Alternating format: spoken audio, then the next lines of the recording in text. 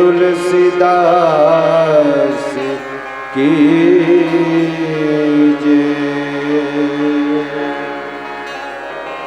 निरेग निरेगमा निरेगमा पा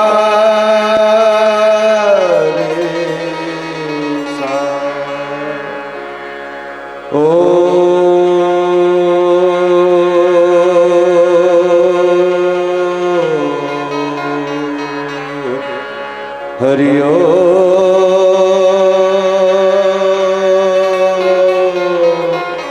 हरि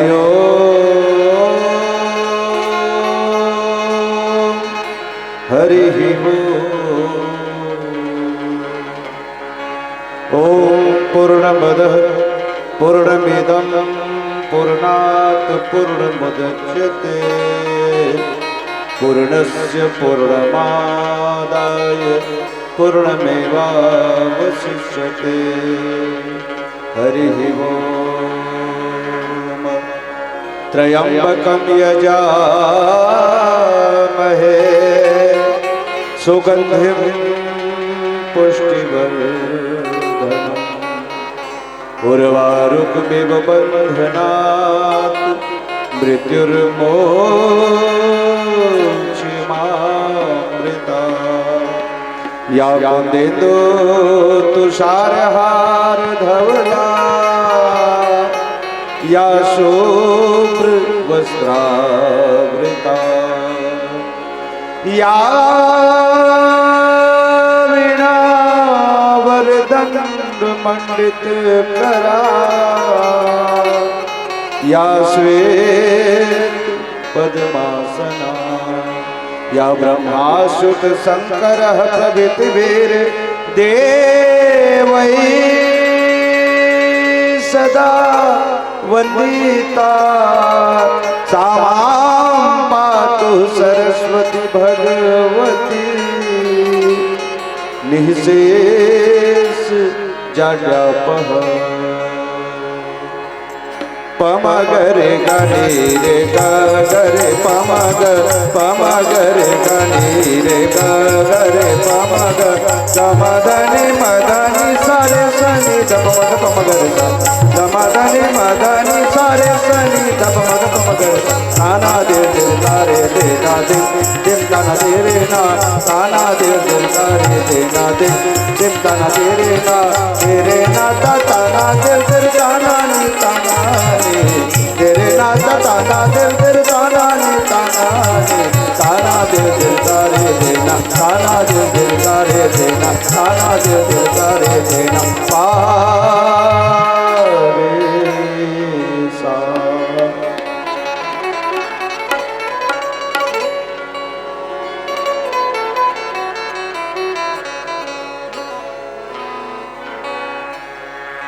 सागमा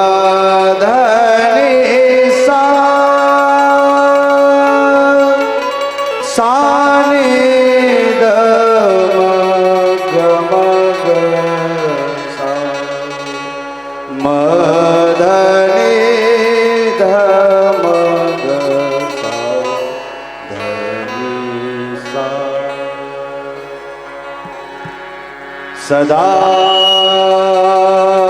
शिव महाकाल ज्योतिर्मय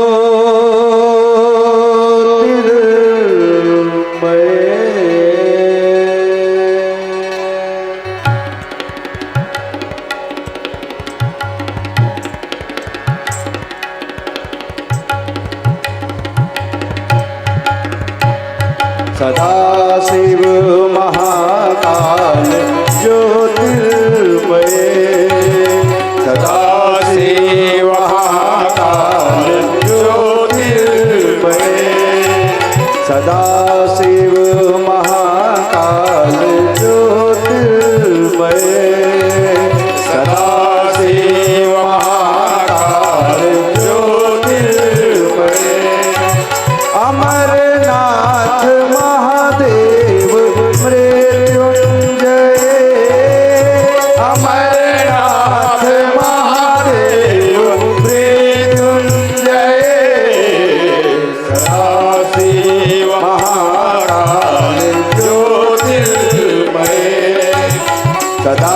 शिव महाकाल ज्योतिर्मय सदा शिव महाकाल ज्योतिर्मय ज्योतिर्मय ज्योतिर्मय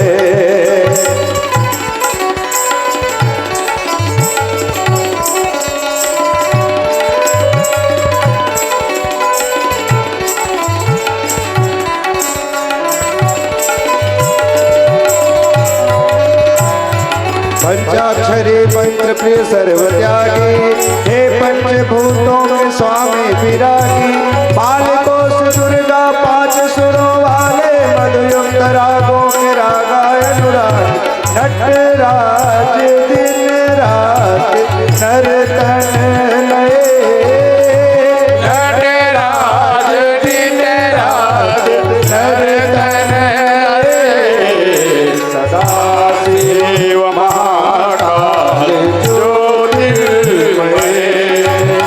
सदा शिव महाकाल ज्योतिर्मय सदा शिव महाकाल ज्योतिर्मय ज्योतिर्मय ज्योतिर्मय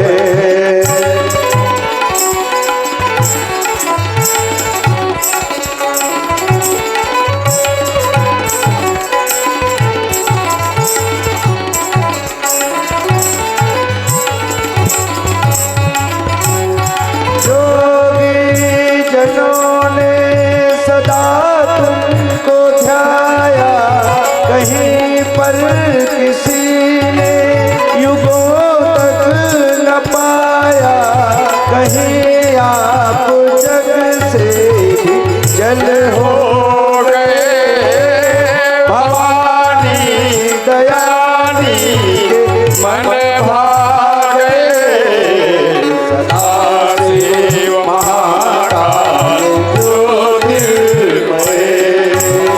सदा शिव महाकाल ज्योतिर्मय अमरनाथ महादेव मृत्युंजय अमरनाथ महादेव मृत्युंजय सदा शिव महाकाल ज्योतिर्मय सदा शिव महाकाल ज्योतिर्मय सदा शिव महाकाल ज्योतिर्मय ज्योतिर्मय ज्योतिर्मय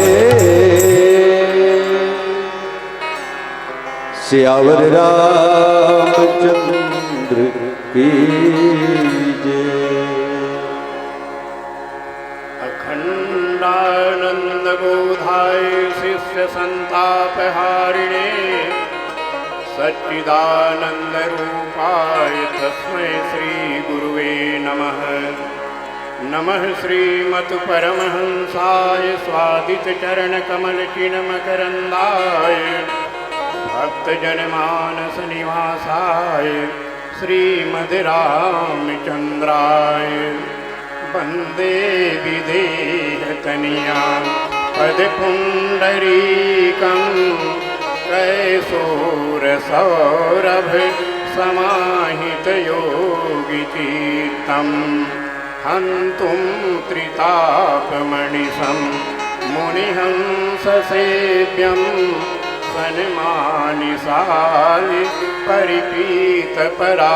परिपीतपरागपुञ्जम् उल्लङ्घ सिन्धोः सलिलं सलीलं यः शोकवहनिं जनकात्मजायाः आदाय तेनैव ददाह लङ्कां नमामि तं प्राञ्जलिराञ्जनेयम् जड़चेतन जग जीव जत सकल राममय जाने बंदों सबके पद कमल सदा जोर जुग पाणी सियावर रामचंद्र की जय उमापति महादेव की जय पवन सुत हनुमान की जय गोस्वामी तुलसीदास की जय भोले बालक भगवान की जय। राम कथा प्रेमी सज्जन वृंद, ममतामयी माताओं, भारत के भविष्य नन्हे मुन्ने बाल गोपाल, मंच को गरिमा प्रदान करते हुए परम आदरणीय परम पूज्य निर्णायक गुरुदेव जन, आप और हमें माइक के माध्यम से जोड़ने वाले घोषक गुरुदेव जी और जिनका भी सहयोग जाने अनजाने ये मानस मंच सजाने में लगा हुआ होगा, उन सभी के श्री चरणों में हमारी सुयस मानस मंडलीय रसनारा पाटन जिला दुर्ग के समस्त सदस्यों की ओर से सत सत नमन है, सत सत प्रणाम है। चलिए कथा प्रसंग की ओर। लंका कांड। यदि लंका कांड को उल्टा कर दिया जाए तो जहाँ काल की डंका बज रही हो ऐसा अर्थ बनता है। काल की दिशा में बैठा हुआ, जहाँ काल की डंका बज रही है वहाँ बैठा हुआ व्यक्ति जो है उनको सभी उलट करके दिखाई दे रही है। होता क्या है, भगवान राम वानरी सेना लेकर के लंका में चढ़ाई करने पहुंच जाते हैं, लेकिन उसके पूर्व अंगद जी महाराज को शांति दूत बना करके भगवान राम लंका नगरी भेजते हैं, क्योंकि युद्ध यदि टल जाए तो ही अच्छा है। युद्ध में दोनों पक्ष के सैनिक मारे जाते हैं, खून खराबा होता है, युद्ध में किसी को फायदा होने वाला नहीं है। युद्ध में केवल नुकसान ही नुकसान होना है, तो किसी प्रकार से यदि ये युद्ध टल जाए तो वही बढ़िया है। ऐसा सोच करके भगवान राम अंगद जी महाराज को लंका नगरी भेजते हैं कि जाओ, यदि रावण समझ जाए और ये युद्ध टल जाए तो बढ़िया है। युद्ध का टल जाना ही बढ़िया है। इसलिए भगवान राम अंगद जी महाराज को भेजते हैं और कहते हैं कि बहुत बुझाई तुम्हें का कहूँ, परम चतुर मैं जानत आहूँ, रिपुसन करहु बतक ही सोई, काज हमार तास हित होई। हमारा काम बन जाए और सामने वाले का भी हित हो जाए। जो दुश्मन का भी हित के बारे में सोचे वो है भगवान। भगवान राम कहते हैं कि हमारा काम बन जाए और सामने वाले का भी हित हो जाए, तो जो सबका हित चाहते हैं वो है भगवान राम। भगवान राम का कोई दुश्मन नहीं है, भगवान राम किसी से दुश्मनी नहीं रखते। यदि भगवान राम से भी कोई दुश्मनी रखना चाहे तो भी उनका कल्याण करना चाहे, उनका हित करना चाहे, वो है भगवान राम। इसलिए अंगद जी महाराज को शांति दूत बना करके और लंका नगरी भेजते हैं। जैसे ही लंका नगरी में अंगद जी महाराज गए तो रावण सबको चेतावनी दे करके रखे हुए थे अपने सभासदों को कि देखो, यदि दुश्मन के तरफ से कोई भी यदि व्यक्ति आवे तो उसे सम्मान नहीं देना। और जैसे ही अंगद जी महाराज लंका नगरी में पहुंचे, लंका निवासी बगैर पूछे और राजभवन की ओर, राजसभा की ओर इशारा कर दिया करते हैं कि इधर है राजसभा, रावण की राजसभा इधर है। क्योंकि लंका नगरी वाले सब डर गए थे। हनुमान जी महाराज पहले गए थे। हनुमान जी महाराज लंका की व्यवस्था को बिगाड़ करके आए थे। आग लगाना अर्थात व्यवस्था को बिगाड़ देना। पता नहीं ये बानर आया है, ये क्या व्यवस्था बिगाड़ देगा, इसलिए बिना कहे उनको रास्ता दे दिया गया। और रास्ता दे दिया गया, जैसे ही राजभवन में पहुंचे, राजसभा में पहुंचे, उठे सभासद कपि कहूं देखी, और रावण उर्भा क्रोध विशेष। बगैर कहे अंगद जी प्रवेश करते हैं राजसभा में, सब अपने अपने स्थान से खड़े होकर के और उनको सम्मान देते हैं। तो किसी किसी का व्यक्तित्व तो ऐसा होता है कि बगैर कहे उनको सम्मान मिलता है। ये अंगद को सम्मान इसलिए मिल रहा है, अंगद का व्यक्तित्व तो ही ऐसा। रावण क्रोधित हो जाता है।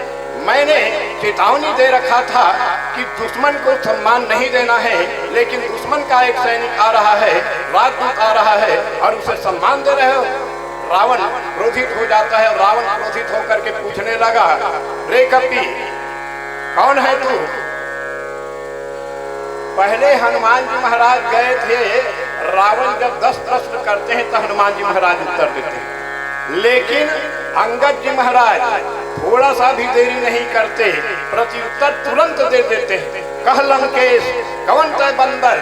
अंगद जी महाराज तुरंत कह देते हैं, मैं रघुवीर दूत दस कंधर, मैं भगवान राम का दूत हूँ। इस तरह से दोनों में वार्तालाप चलती है।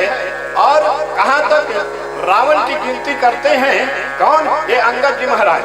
अंगद जी महाराज ने कहा, मैंने बहुत से रावण की चर्चा सुनी है, आप उनमें से कौन रावण है? और एक रावण के बारे में तो मुझे कहते हुए भी लज्जा आती है, शर्म आती है। एक कहत मुहि सकुच अति रहा बाली की कांख।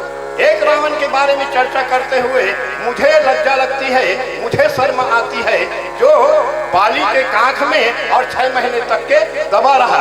बताओ रावण, सत्य सत्य बताओ, इसमें से आप कौन से रावण?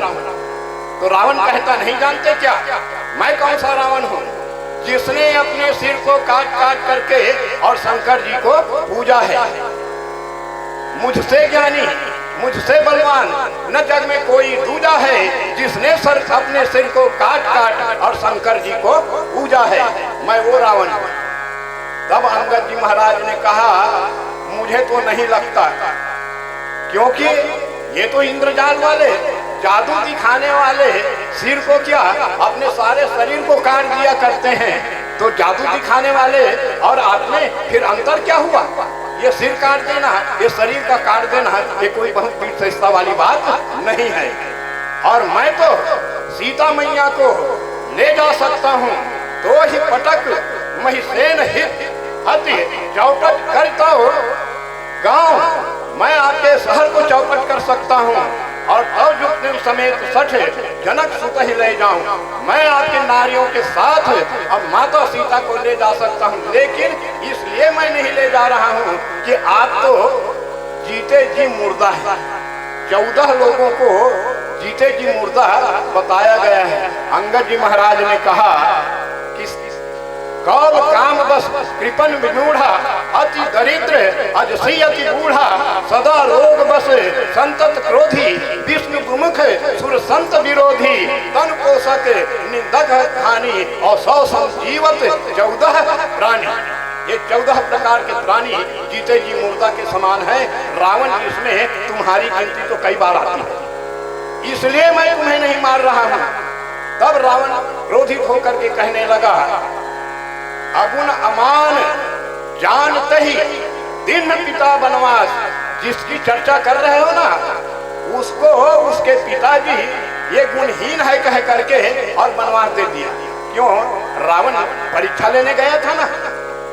जिस समय शूर्पणखा की नाक कान काटी गई, खरदूषण का वध होता है, शूर्पणखा आकर के रावण के सामने विलाप करके और रावण को फटकारते हुए करस पान सोवस दिन राती आयो सिर पर काल अराती। इस तरह से शूर्पणखा जब रावण को फटकार लगाती है तो रावण ने कहा कि मेरे पास डायरेक्ट क्यों चली आई?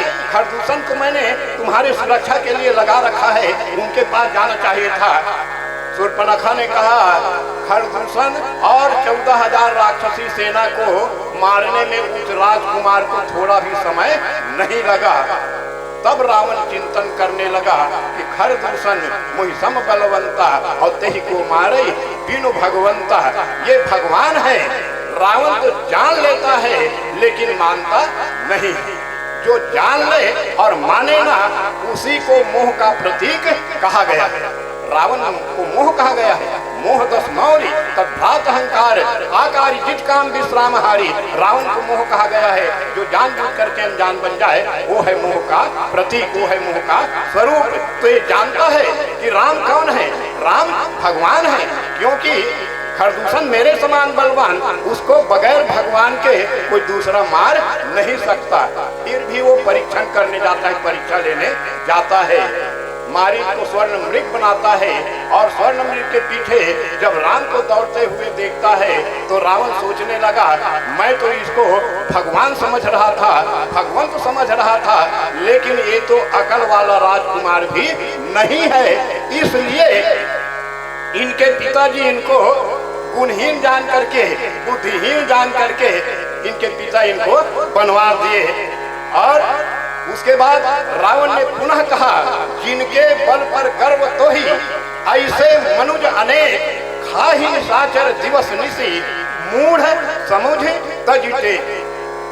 रावण ने कहा, जिसके बल पर गर्व तो ही, जिसके बल पर इतना घमंड कर रहे हो, ऐसे मनुष्य दुनिया में अनेकों हैं। और ऐसे मनुष्यों को मेरे जो ये सैनिक हैं, ये निशाचर हैं, रोज रोज खा जाया करते हैं, तो उनकी क्या गिनती है। इस तरह से जब भगवान राम की निंदा की गई रावण के द्वारा, तब गोस्वामी जी महाराज ने कहा कि हरि हरि निंदा सुनहि जे काना, होई पाप गोघात समाना। जो भगवान की निंदा सुनते हैं तो वो निंदा सुनने का फल क्या है, उनको गो हत्या का पाप लगता है। तो कान जो है उसमें सुने क्या, भगवान की निंदा नहीं, अपने कान को जो समुद्र बना ले भगवान की गुणानुवाद सुनने के लिए। जिनके श्रवण समुद्र समाना, कथा तुम्हार सुभग सरि नाना, फरहि निरंतर हो ही न पूरे, तिनके ही गृह करहु तुम रूरे। ऐसे अपने कान को यदि समुद्र बना ले, ये कथाएं जो हैं वो नदियों के समान बन जाए, और कथा सुन सुन करके कान अघावे ना, कान तृप्त न हो। समुद्र में सारी नदियों का जल जाता है, लेकिन समुद्र में कभी बाढ़ आता नहीं है। इसी तरह से कथा सुनते रहे और सुनने की इच्छा बनी रहे, तो ऐसे जीव के हृदय में भगवान का निवास होता है।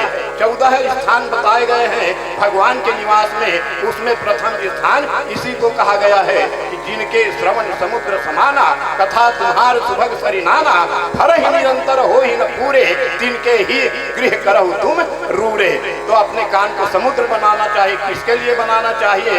भगवान की निंदा सुनने के लिए नहीं, भगवान की गुणानुवाद सुनने के लिए अपने कान को समुद्र बनाना चाहिए। तब शास्त्रीय सिद्धांत और गोस्वामी जी महाराज ने लिखा कि ये शास्त्रों का कथन है, जो हरि हर माने भगवान शंकर और हरि माने भगवान विष्णु। भगवान विष्णु और भगवान शंकर की निंदा जो सुनेंगे तो उनको गो हत्या करने का पाप लगेगा। और हमारी संस्कृति में गौ को पशु नहीं माना गया है, गौ को माता माना गया है, और माता की हत्या से जितना पाप लगता है उतना ही पाप ये भगवान की निंदा सुनने में लगता है। इस प्रकार से गोस्वामी जी महाराज ने कहा। आगे क्या होता है एक भजन के बाद चर्चा करने का प्रयास करेंगे। सियावर रामचंद्र की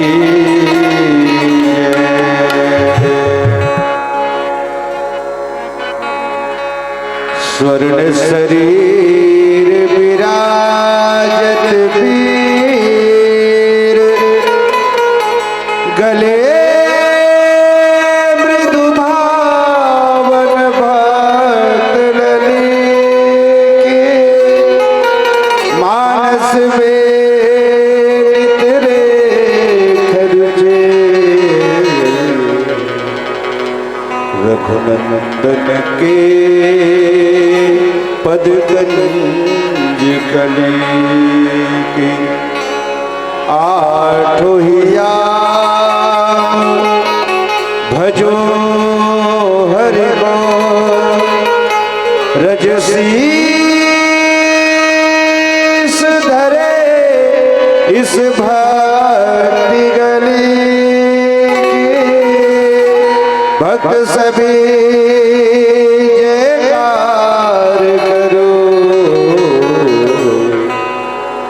निज रक्षित श्री बजरंग बली के, घन घन श्याम बरसत, तुलसी घन श्याम बीजत,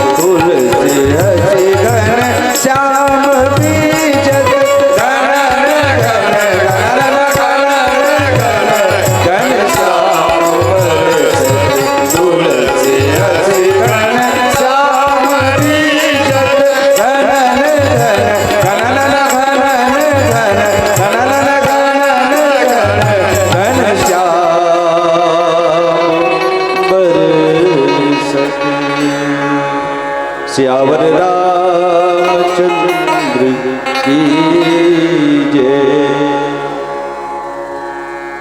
जब शांति दूत बना करके भेजने की बारी आई, विचार अपने मंत्रिमंडल में भगवान राम करते हैं कि किसे शांति दूत बना करके भेजना चाहिए।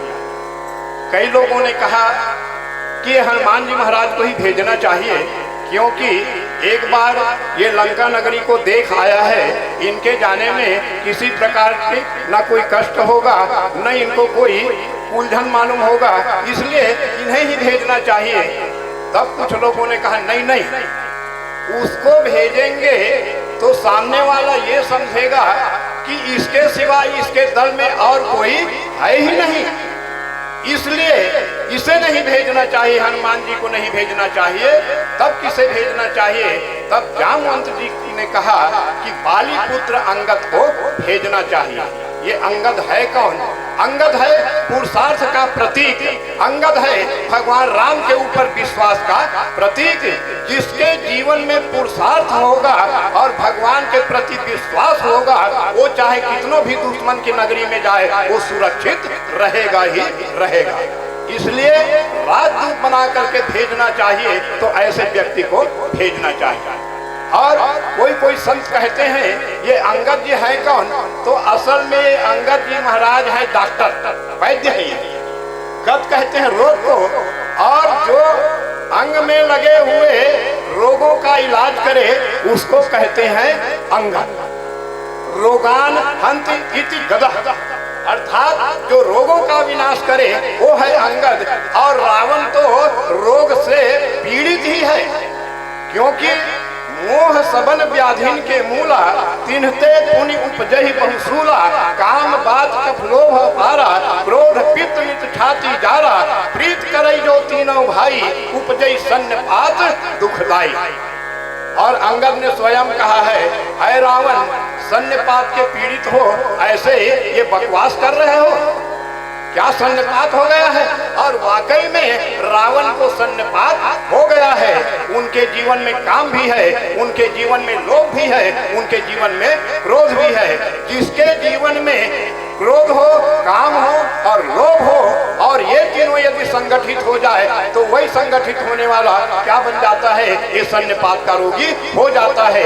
तो रावण के इलाज के लिए भी अंगद को भेजा गया था, ऐसे कई संतों का कथन है, कई संतों का मत है।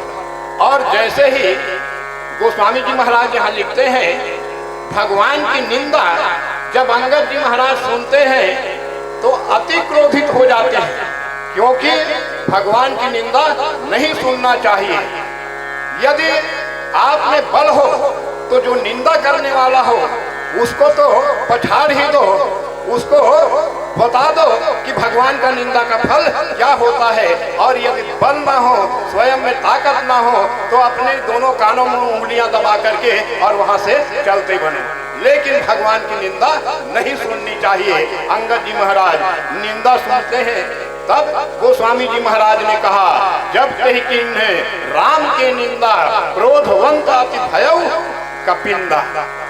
अति सर्वत्र वर्जिते, ऐसे कहा गया है, अति सर्वत्र वर्जना में आता है। लेकिन भगवान की निंदा सुन करके और अंगद जी महाराज को अति क्रोध आया, और अति क्रोध आया तब उन्होंने क्या किया? कटकटाना।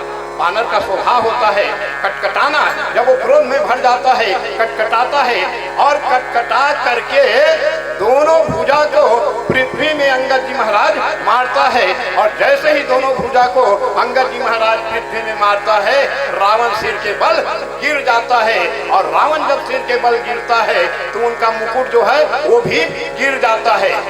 जल्दी जल्दी रावण कुछ मुकुट को इकट्ठा कर पाता है और 4 मुकुट बच जाते हैं। इस 4 मुकुट को अंगद जी महाराज भगवान राम के शरण में डाल देते हैं, भगवान राम की ओर उछाल देते हैं। लोगों ने कहा, चलत दशानन डोलहि अवनी। रावण के चलने से ये पृथ्वी डगमगाती है, ये पृथ्वी डोलती है, लेकिन अंगद के मुक्का मारने से ये पृथ्वी इतनी विचलित हो गई कि रावण जैसा बलवान भी सिर के बल गिर जाता है। तो जिसके जीवन में भगवान के प्रति विश्वास होगा उसी का पुरुषार्थ असली पुरुषार्थ है। और जो भगवान के विरुद्ध रहेंगे वो चाहे जितना भी बलवान हो, जितना भी पुरुषार्थी हो, उनका बल काम आने वाला नहीं है, उनका पुरुषार्थ काम आने वाला नहीं है। एक जगह रावण कहते हैं कि मेरे चलने से धरती डगमगाती है। तब भगवान के भक्त ने कहा कि हमारे भगवान के भाई जब वचन बोलते हैं तभी धरती डगमगाने लग जाती है। तो आप ज्यादा बलवान कि हमारे भाई साहब ज्यादा बलवान, हमारे प्रभु के भाई साहब ज्यादा बलवान कि आप ज्यादा बलवान? जिसके बोलने से धरती डगमगा जाए, आप तो चलते हैं तब धरती डगमगाती है। और यहाँ देख लीजिए कितना बलशाली रहा होगा अंगद जी महाराज। तो रावण जैसा अपने आप को त्रैलोक्य विजयी कहने वाला रावण भी और सिर के बल गिर जाता है। 6 मुकुट इकट्ठा करता है रावण और 4 मुकुट राम के शरण में उछाल करके डाल देते हैं। और ये 4 मुकुट क्या है? यही राजनीति के 4 स्तंभ हैं, साम, दाम, दंड और भेद।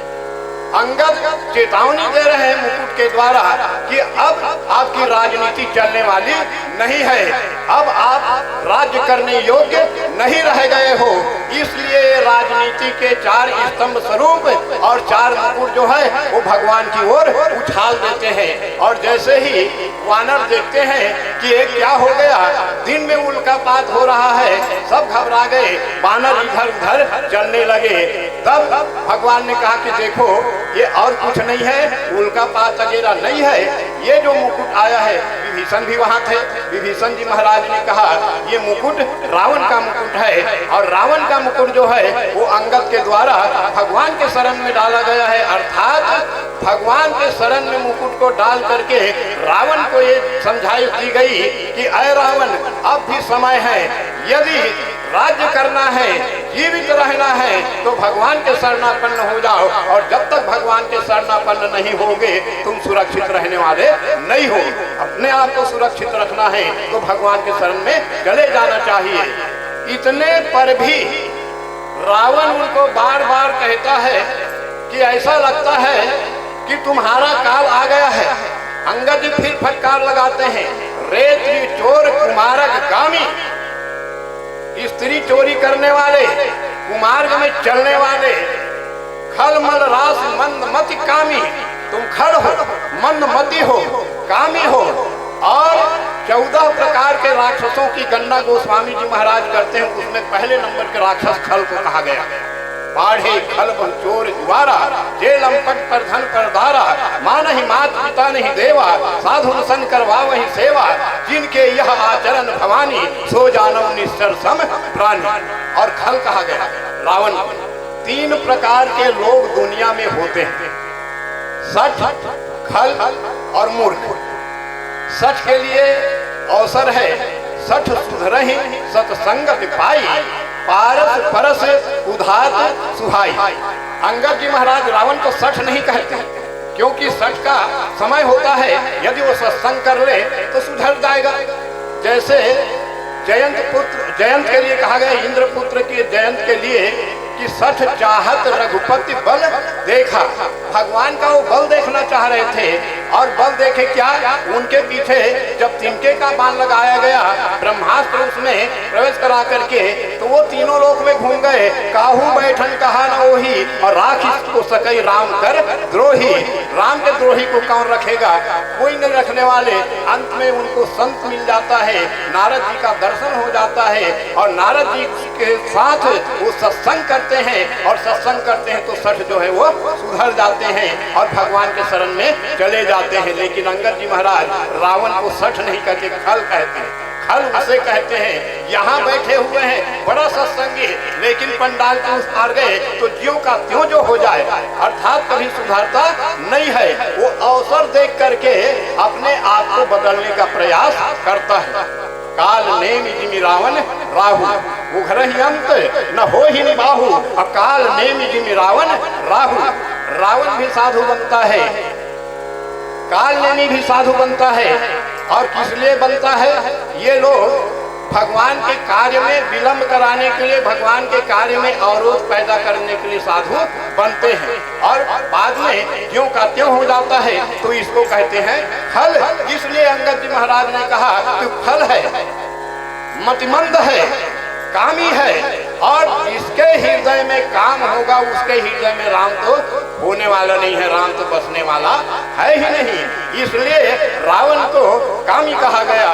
और फिर अंगद जी महाराज ने कहा सन्निपात जल बस दुर्बाधा, तुम्हें सन्निपात की बीमारी लग गई है। और वास्तविक में रावण को सन्निपात की बीमारी लगी हुई है। उनके जीवन में काम है, उनके जीवन में क्रोध है, उनके जीवन में लोभ है। और जिसके जीवन में ये तीनों उग्र हो जाए, तीनों बीमारी का रूप धारण कर ले, नहीं तो तीनों का होना भी जरूरी है। यदि काम नहीं रहेगा तो सृष्टि का संचालन आगे नहीं बढ़ेगा, सृष्टि आगे नहीं बढ़ेगी। तो काम का होना भी आवश्यक है, क्रोध का भी होना आवश्यक है। क्रोध यदि पूर्णतः समाप्त कर दिया जाए तो समाज में उच्छृंखलता बढ़ जाएगी। इसलिए क्रोध का होना भी आवश्यक है और लोभ का भी होना आवश्यक है।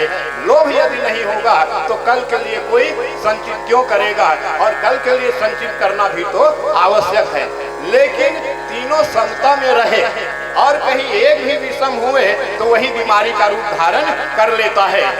जैसे काम को कहा गया है वात, और क्रोध को कहा गया है पित्त, और लोभ को कहा गया है कफ। और इस शरीर में भी वात, कफ और पित्त तीनों का होना आवश्यक है। तीनों में से एक भी तत्व को नहीं निकाला जा सकता। एक भी तत्व यदि शरीर से निकाल दिया जाए तो ये शरीर बचने वाला नहीं है। लेकिन तीनों सम में है तो ये शरीर जो है वो बीमार नहीं है, वो स्वस्थ है, वो शरीर बढ़िया है। और कोई ये तीनों में से कोई भी उग्र हुआ, जैसे वात उग्र हुआ तो उसको वात का रोगी बताया जाता है, और यदि पित्त उग्र हुआ तो पित्त का रोगी बताया जाता है। और कफ के रोगी के समीप तो कोई बैठना भी पसंद नहीं करते। इसलिए जीवन में ये तीनों तो होना चाहिए, लेकिन समता में होना चाहिए। और अंततः अंगद जी महाराज अपना पुरुषार्थ दिखाते हुए अंत में क्या करते हैं, रावण को चैलेंज करते हैं, रावण को चुनौती देते हैं अपने पैर को रोक करके, जो मम चरण सकई सब तारी, तो फिर ही राम सीता मैं हारी। अपने आप को इतना बलवान समझते हो रावण, मेरा चरण कोई उठा दे, धरती से अलग कर दे तो मैं सीता जी को हार जाऊंगा और रामचंद्र जी वापस चले जाएंगे। सारे लंका के बलवान अंगद जी के पैर को हटाना चाहे, लेकिन किसी में सामर्थ्य नहीं रहा। और अंत में जब रावण उठ करके अंगद के पैर को उठाना चाहते हैं, अंगद अपने पैर को पीछे खींच लेते हैं और कहते हैं कि मेरा चरण पढ़ने से कोई फायदा होने वाला नहीं है। यदि चरण पढ़ना है तो भगवान के चरण जा करके पढ़ो, जिससे तुम्हारा कल्याण होगा। इस तरह से राजदूत का क्या कर्तव्य होता है, शांति दूत का क्या कर्तव्य है, अंगद जी महाराज के द्वारा और गोस्वामी जी महाराज वर्णन करते हैं। पीली बल्ब का इशारा है। अब मेरा बोलने का समय समाप्त होता है। एक भजन, उसके बाद आपसे विदा लेंगे। बोलिए सियावर रामचंद्र की जय। सियावर रामचंद्र की जय।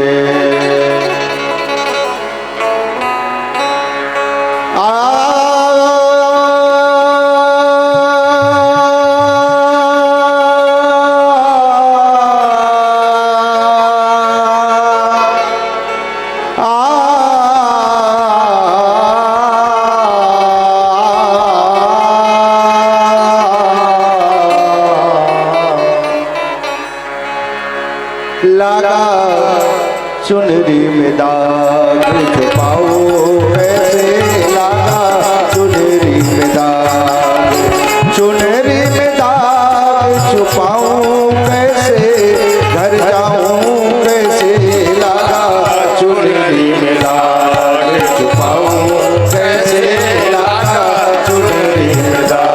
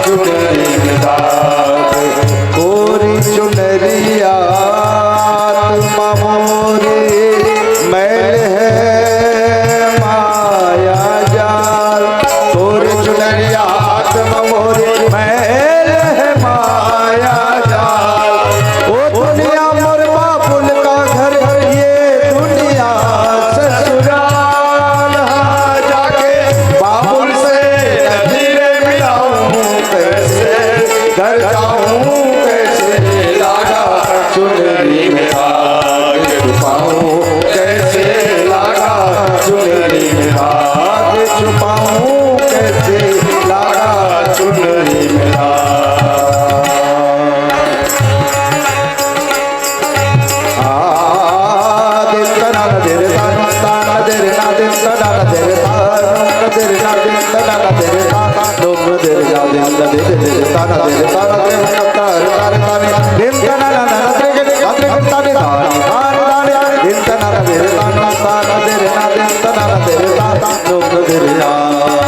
सप्त सुर तीन ग्राम बंसी बाजी रे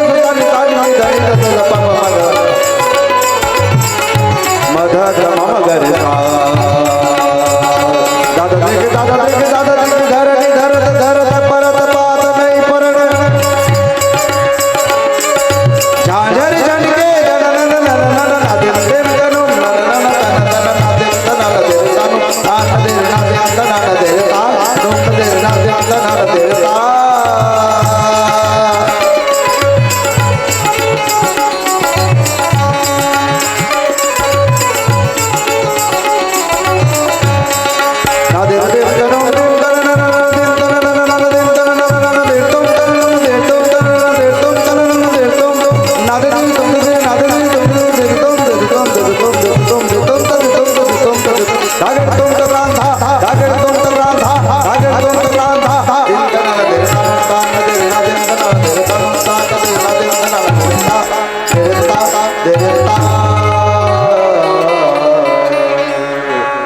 सियावर रामचंद्र की